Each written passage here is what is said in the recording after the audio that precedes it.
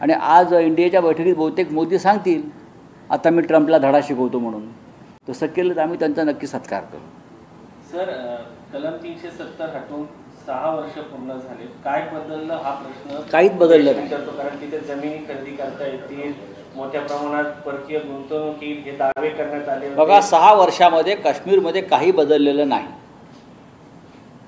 भारतीय घटना जरी तिथे लागू झाली असली तरी त्या भारतीय घटनेनुसार तिथे कोणतेही काम होत नाही.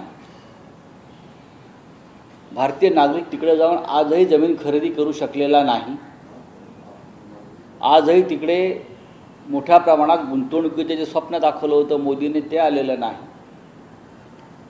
काश्मीरमधल्या जनतेला, तरुणांना रोजगार मिळालेला नाही. काश्मीरमधला हिंसाचार, दहशतवाद थांबलेला नाही. आपण पाहिलं असेल की पहलगावमध्ये काय झालं 22 एप्रिलला. ही एक घटना मोठी समोर आली. अशा लहान घटना तिथं वारंवार घडत आहेत. सरकार जरी लोकशाही मार्गाने तिकडलं निवडून आलं तरी त्या सरकारला कोणते अधिकार नाही. ते राज्य केंद्रशासित झालेलं आहे. त्याला पूर्ण राज्याचा दर्जा देणं आवश्यक आहे. 370 नंतर फक्त मोदी आणि शहांनी आणि त्यांच्या भाजपनं स्वतःचे ढोल वाजवून घेतले. या पलीकडे काश्मीरमध्ये कोणताही बदल मला झालेला दिसत नाही. काश्मीर दहशतवाद मुक्त होईल 370 कलमानंतर हे मोदी आणि अमित शहांचं वक्तव्य पूर्णपणे अपयशी ठरलेलं आहे. आजही लोक पहलगावच्या हल्ल्यानंतर पर्यटक काश्मीरमध्ये जायला घाबरलेले आहेत. जम्मू काश्मीरला संपूर्ण राज्याचा पुन्हा दर्जा द्यावा अशी मागणी तुम्ही आजच्या दिवशी करणार का? नक्कीच करणार. जम्मू काश्मीर हा आमच्या देशाचा एक महत्त्वाचा भाग आहे.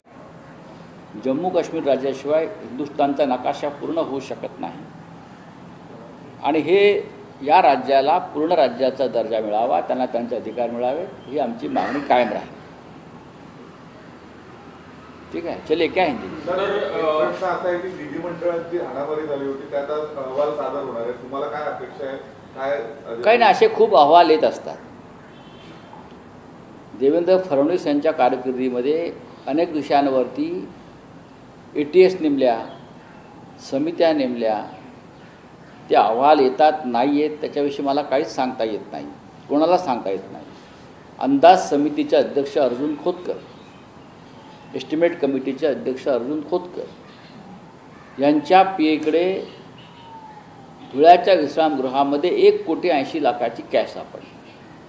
ही कॅश अंदाज समितीच्या अध्यक्षांना देण्यासाठी धुळ्याच्या ठेकेदाराकडून गोळा करण्यात आली होती. त्याचं काय झालं चौकशीचं? त्यासाठी ATS नेमला होता. हे सांगू शकतील का कोणी? अशा अनेक ATS विविध मार्गाने विविध विषयावरती फडणवीस साहेब आमची घोषणा करतात. त्याचं काय होतं पुढे माहीत नाही.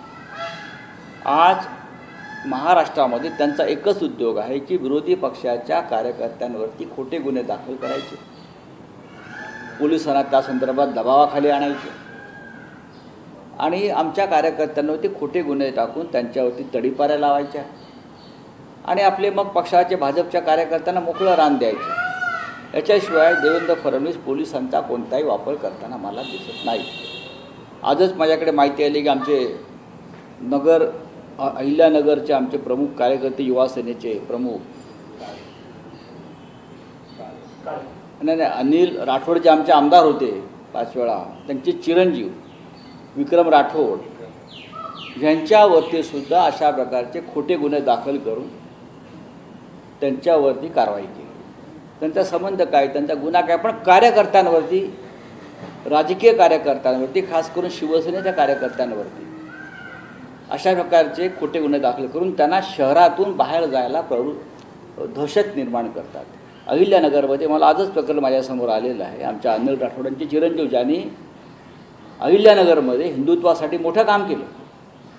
आज त्यांचा स्मृतिदिन आहे राठोडांचा 5वा आणि त्यांच्या चिरंजीवाला अहिल्यानगरमध्ये येण्यास बंदी आहे कारण त्यांच्यावरती खोटे गुन्हे दाखल केले पोलिसांनी. हे फडणवीस यांच्या पोलिसांचं काम आहे. याच्या आधी आमचे तिकडले शहर प्रमुख किरण काळे यांच्यावरती बलात्काराचा खोटा गुन्हा दाखल केला. आजही इतर जिल्ह्यामध्ये काँग्रेस राष्ट्रवादी काँग्रेसच्या लोकांवरती खोटे गुन्हे दाखल केले जात आहेत. देवेंद्र फडणवीस यांना गृह